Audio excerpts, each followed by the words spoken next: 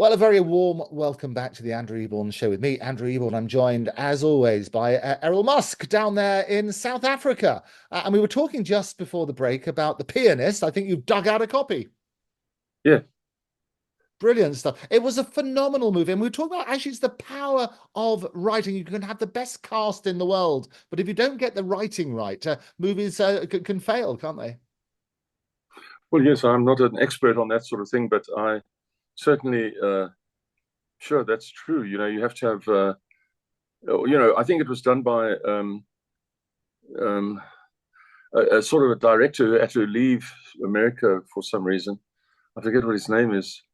Um, some guy who he was involved with underage girls or something. And he, Polanski has done a few, yeah, hasn't Roman Polanski, that's right.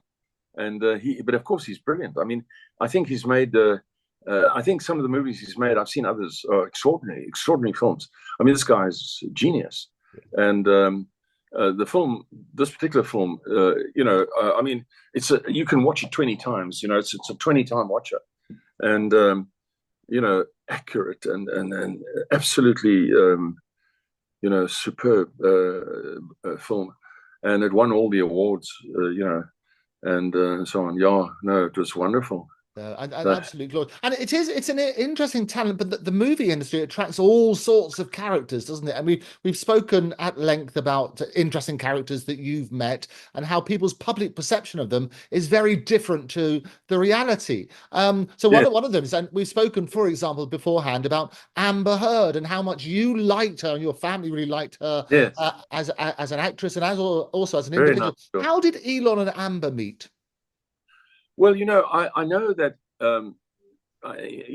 speaking as a father, I mean, and being on the periphery of things, I know that he was very taken by her when she was married to Johnny Depp, and he would go off to a set. He had become friends with Johnny Depp, and so he would say he's going off to Johnny Depp's new movie set, and of course, I would then say to whoever in the family was with me, it's history now.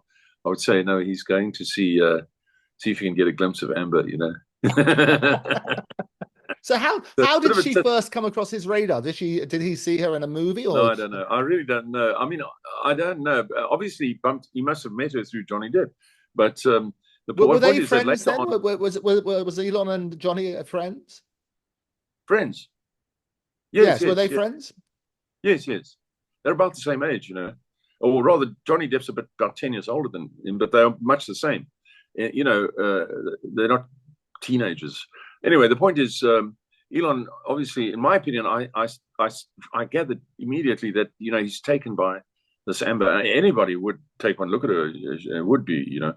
And later on, of course, things happened. And of course, one has to be careful here because um, there was a certain amount of sort of accusation that Elon had something to do with them getting divorced, which is probably very unlikely.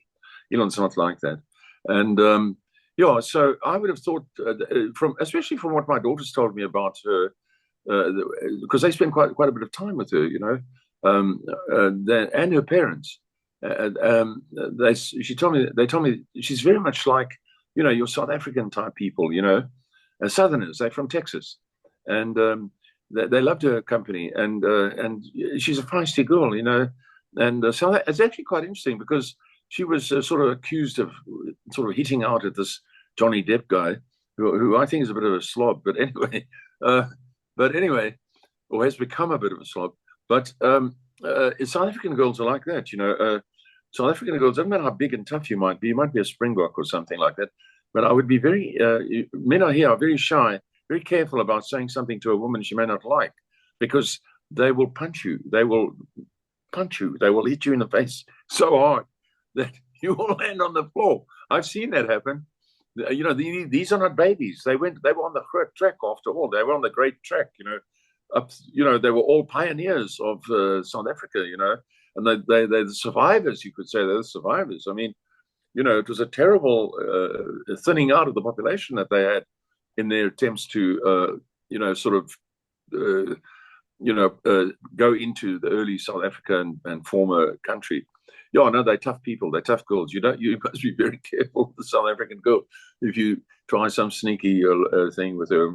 And of course, not only would she physically strike you, they're very good with their tongue as well.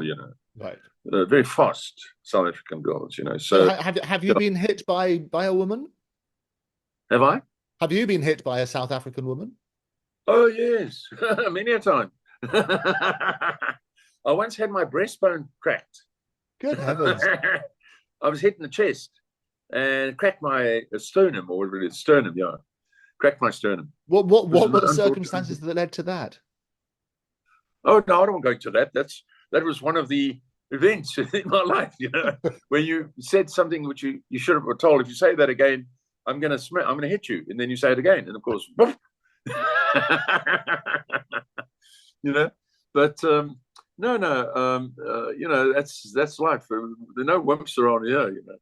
Right. Anyway, so yeah, but coming back to the point of the thing, Amber, she was a lovely girl. She is a lovely girl, and very badly treated by Johnny Depp. And then the sort of thing he did, I don't agree with that. And I said so at the time. This is wrong. Wrong. You don't do that to somebody like that. Anyway, I think she's recovered. And then other people at Tosca, of course, working in this Universal Studios for a long time. I must just explain to you, and you probably know more about this than I do, but the directors like Tosca, my daughter, they view the actors as sort of chaff, as sort of problems, problematic chaff that they have to deal with, and they don't sort of idolize them, and of course the actors, sort of are behind the directors, for hoping they might get cast in the next thing, you see.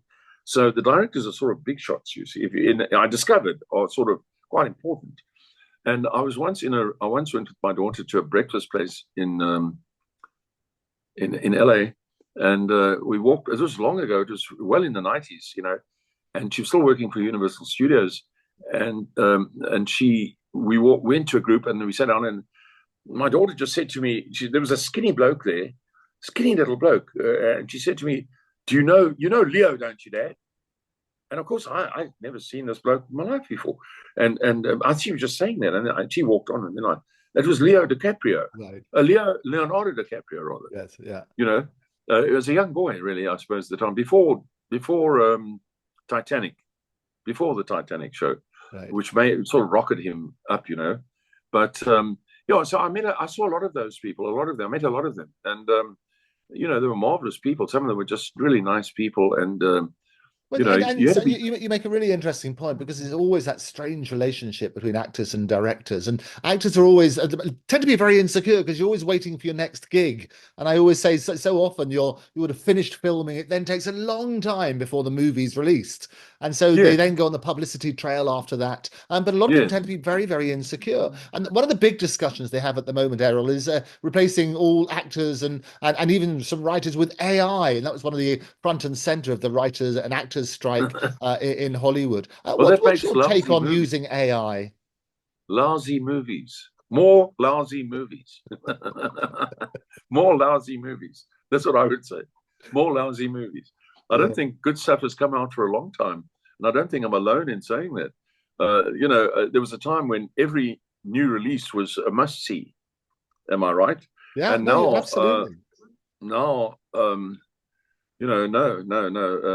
It's just not happening anymore, or it's certainly not happening at the moment. And I imagine in time it might get better, but I don't think AI is going to help it at all.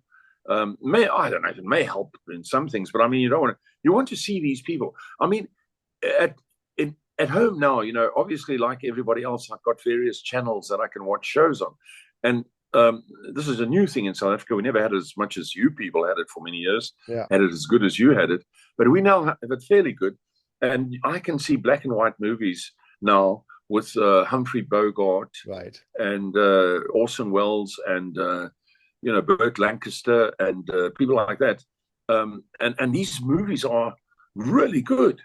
I mean, they have a story. Actually, that's the thing. They have a story, and you might not.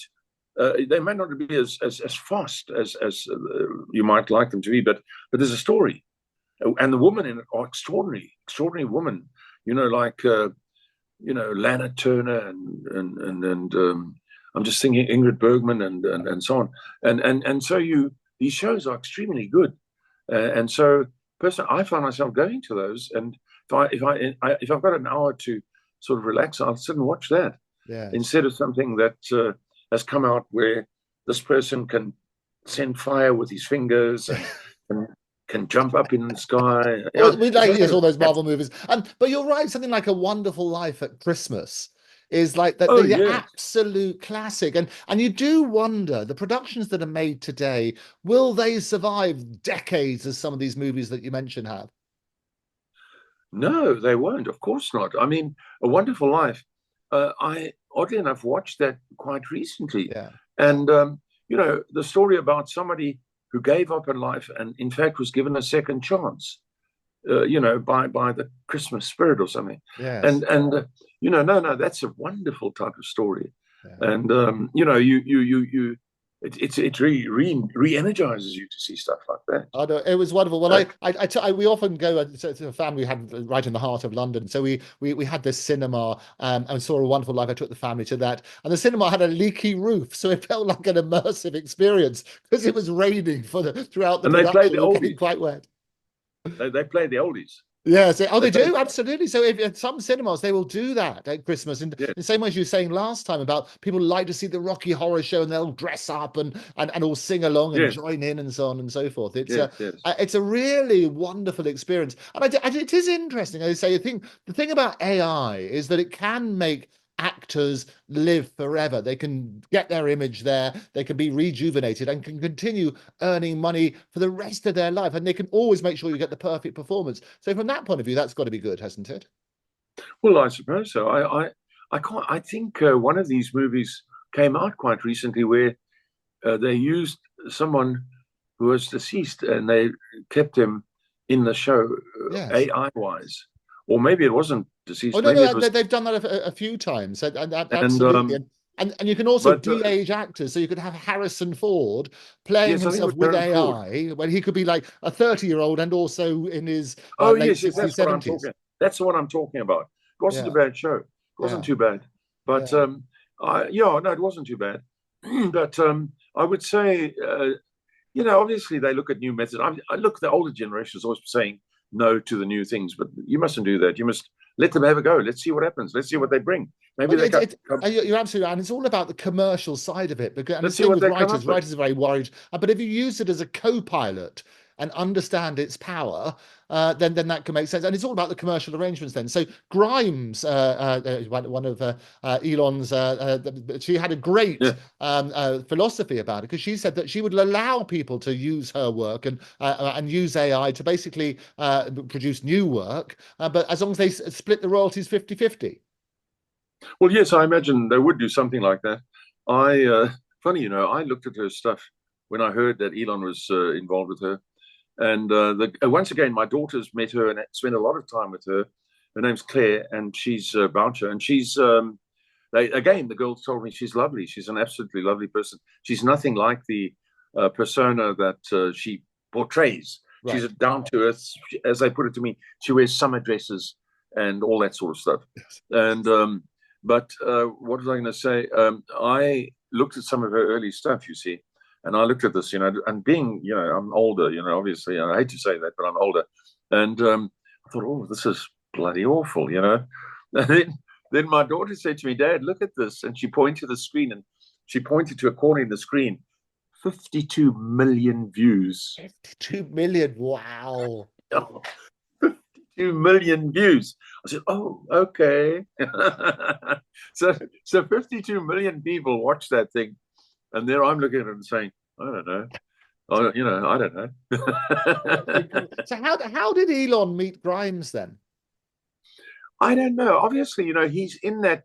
He is in was a lot in LA, living in LA, and he's more or less sort of given LA a miss now because of the way these Democrats have sort of turned it around the wrong way. And but he was obviously, he became very good friends with Tom Cruise and with a lot of these people. And I mentioned previously when we were talking, the people from the Jungle Book, John Favreau and Scarlett Johansson various people who are in that show. I forget the names, but they're all quite big names. And they were voicing in that show, you know. And John Favreau produced. It was a really good show, and the Jungle Book, and the latest one. And although, yeah, here again, it was quite recent. And one of my daughters said to me, you have to see this show. And she'd seen it a couple of times, and we went to go and see it. And we went to one of these theaters you have in America now, where you press a button and you can lie flat on a lazy boy, and you can adjust it to anything you want. And it's like the old tea room bioscopes, bios that they bring you food. So when you're going in, you order what you want, and then it's brought to you. Right. And you have a little side table on the seat. I mean, you pay, of course. It's extra. You know, you don't get it for free. I mean, it's a more expensive way to go. But I mean, can you imagine? It's like dreamy, you know. And so we saw this show, and it was really, really good.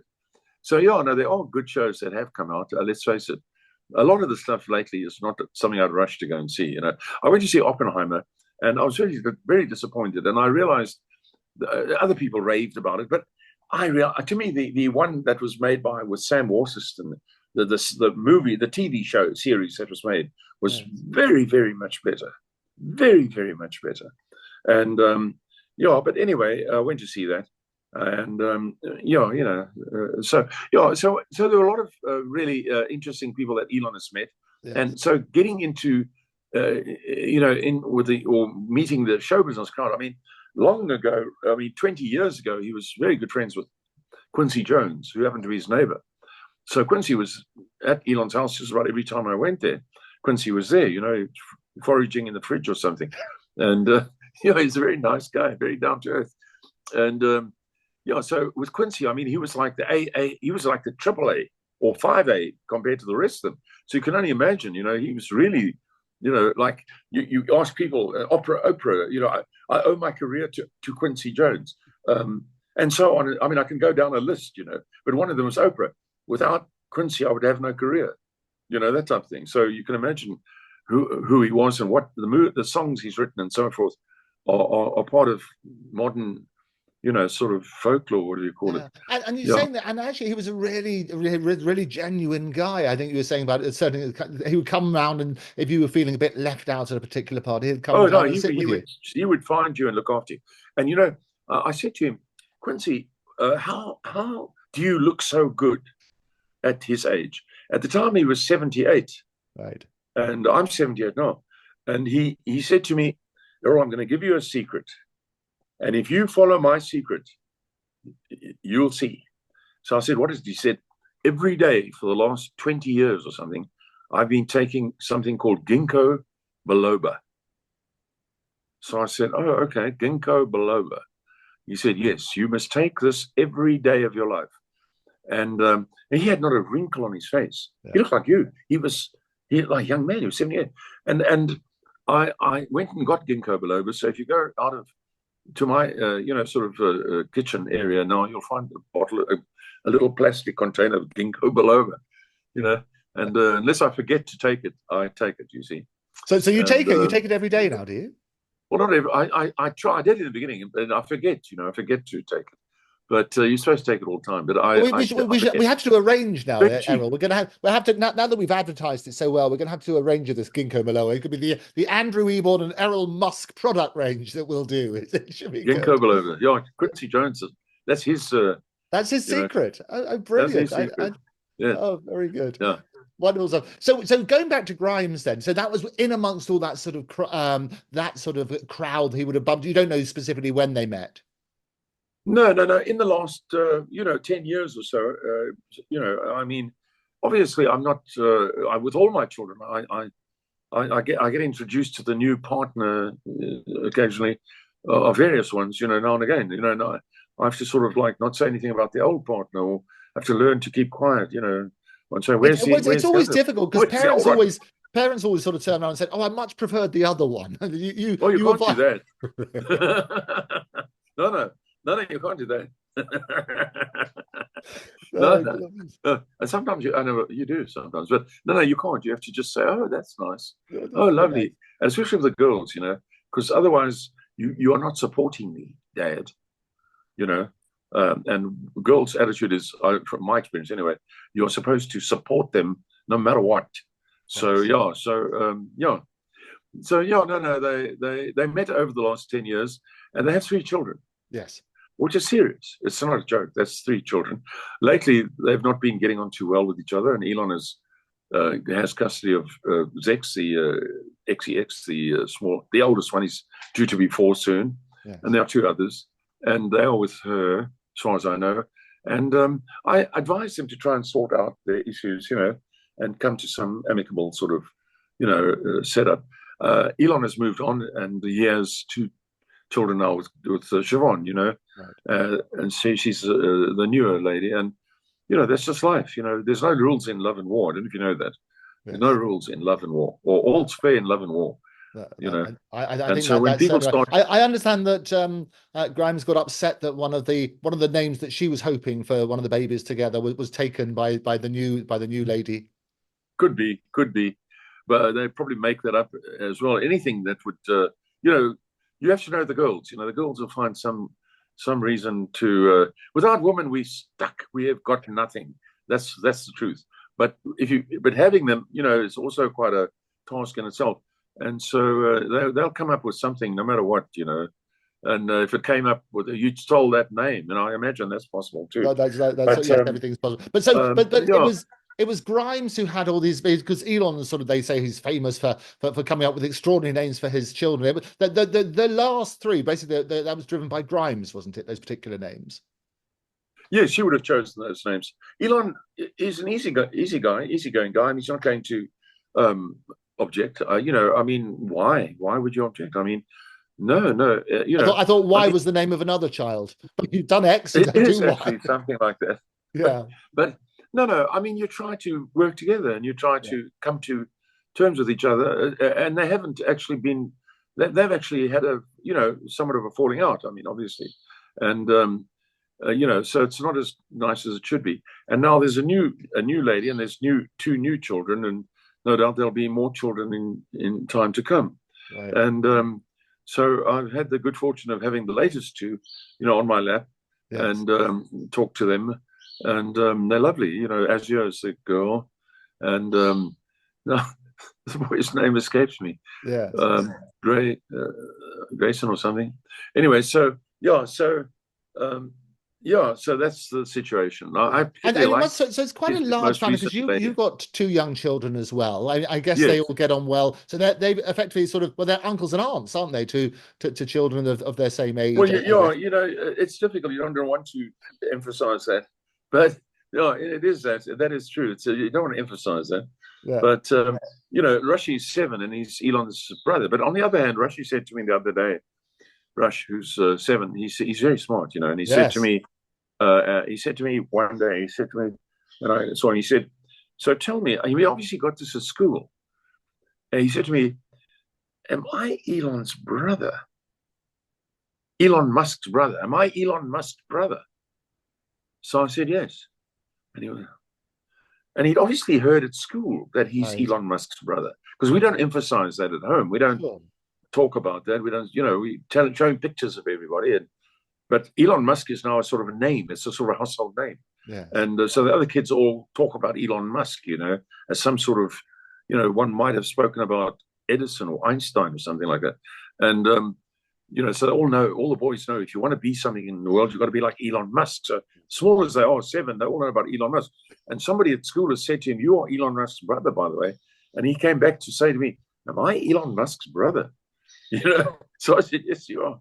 So since then, this was a few months ago. Since then, he's sort of become accustomed. He looks up on Elon shows, Yes. on and so on. So the other day, I was showing him.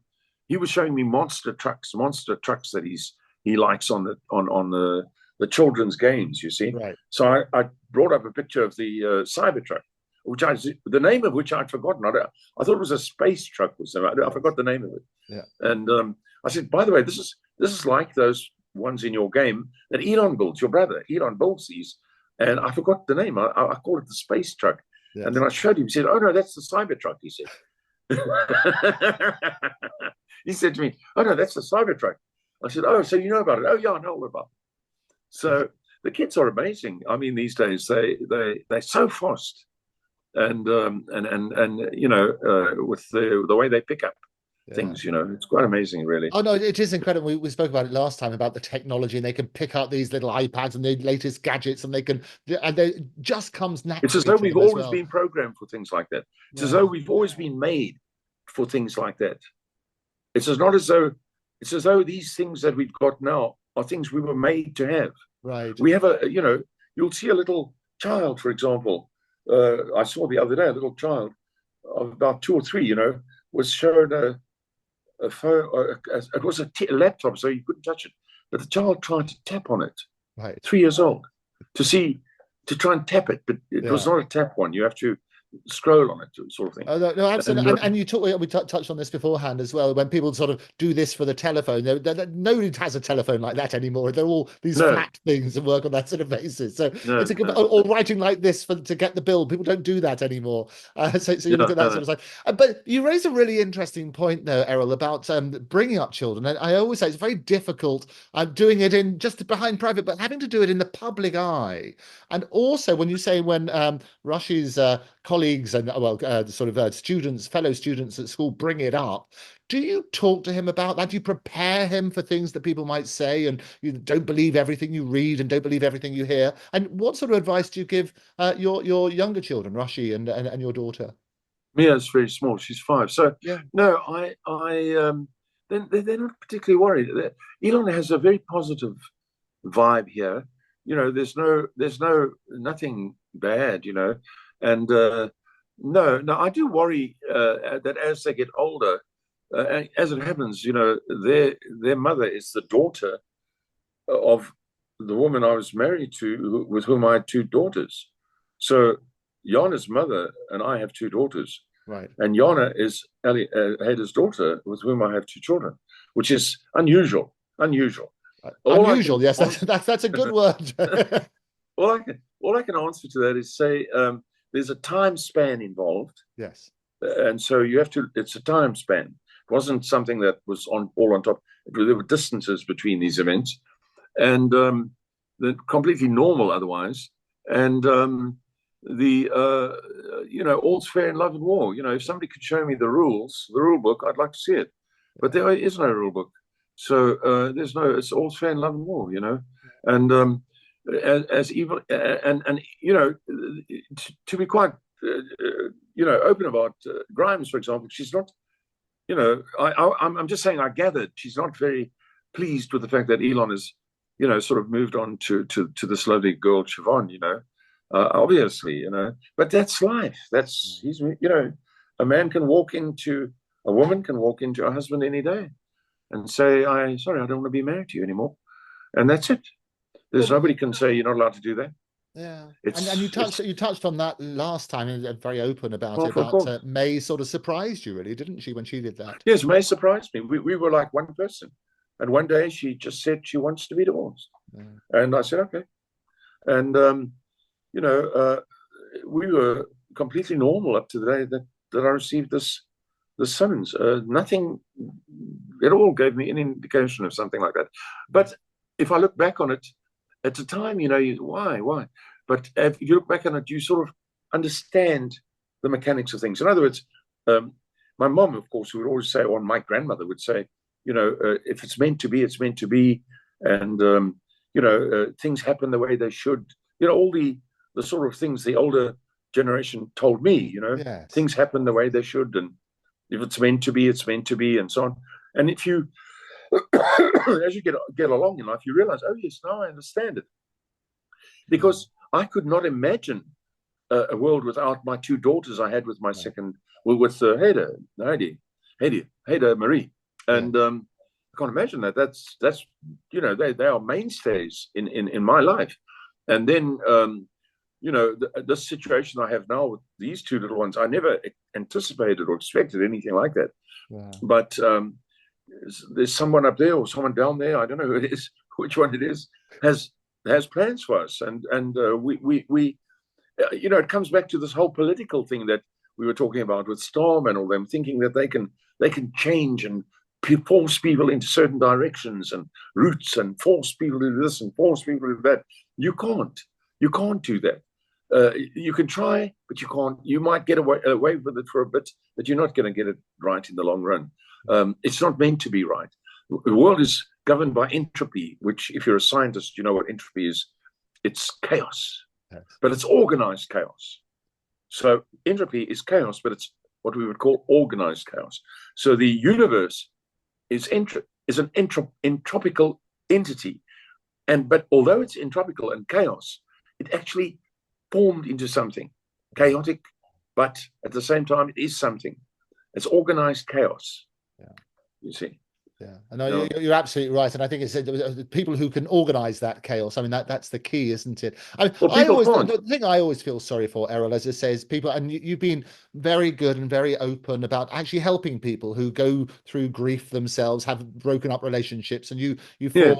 you were telling me last time about the people who became very reliant, if you like, on you because you were so open. Yes, you try. You realize, I suffered a divorce, but I mean, before that, as a child, as a young boy, I mean, I had my odd girlfriend, and gave me marching orders. I mean, it's not unusual, and so you learn, as you go along. And I mean, people go to get a job and they get fired, and you don't expect that. You think, well, I'll never get fired. Of course, you go and you happen to be one of those that gets fired, but it happens. So you just learn to live with it, and then as you get stronger.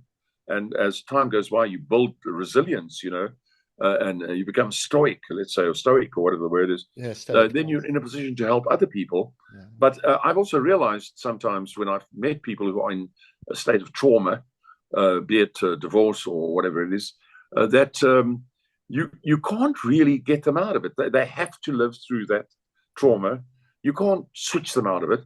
What you can do is provide them with a sort of shoulder, and always sort of check on them and provide a kind of shoulder. It's a sort of as you go along thing. You can't really say do this or do that. You just do what you can. You don't try and keep them going, and until they can. And it doesn't matter if you say to especially some of the men I've known that in time you look back on all this and say, God, that was the best thing that ever happened to me. Yeah. You can't say that to them in the middle of it, you see, because they'll start crying because they won't even hear what you're saying. Yeah. If you understand that would be nonsensical. Yeah. So you try and say to them, just give it time. You'll see. You'll see. And then, of course, if it's a woman and a man, and you might say to the man, you'll see, maybe she'll come back. And then but if you pull yourself together first, so if you don't pull yourself together, then she's not going to come back. But if you pull yourself together, start showing her who you are, these are the sort of little tricks that you might have. Knowing full well in your head, she's not going to come back to you. Yeah. But you might say to him or her, this might happen, to give them a reason to try harder, to come back. They always say when you're going through hell, keep going.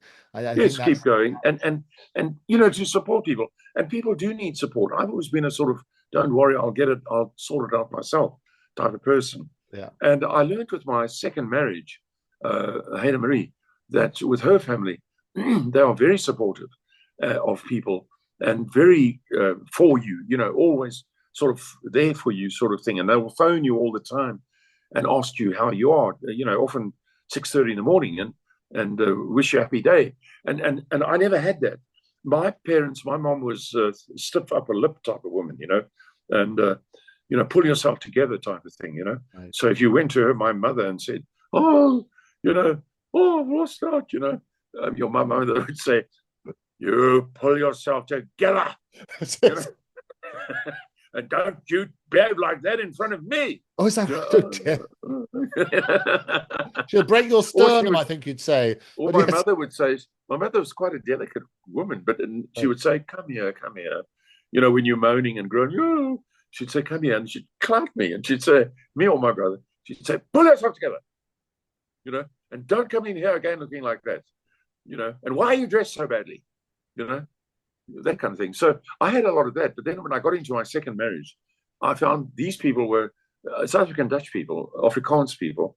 so called, and they were very different, very supportive, Right. and will come and see you at 2 o'clock in the morning. If you say I Yes. can't go on, I can't go on, or some reason, whatever it might be, because it's a lot of people involved. I'm just thinking of different instances, and you know that's very good. That's very nice, and Yeah. it works. It helps.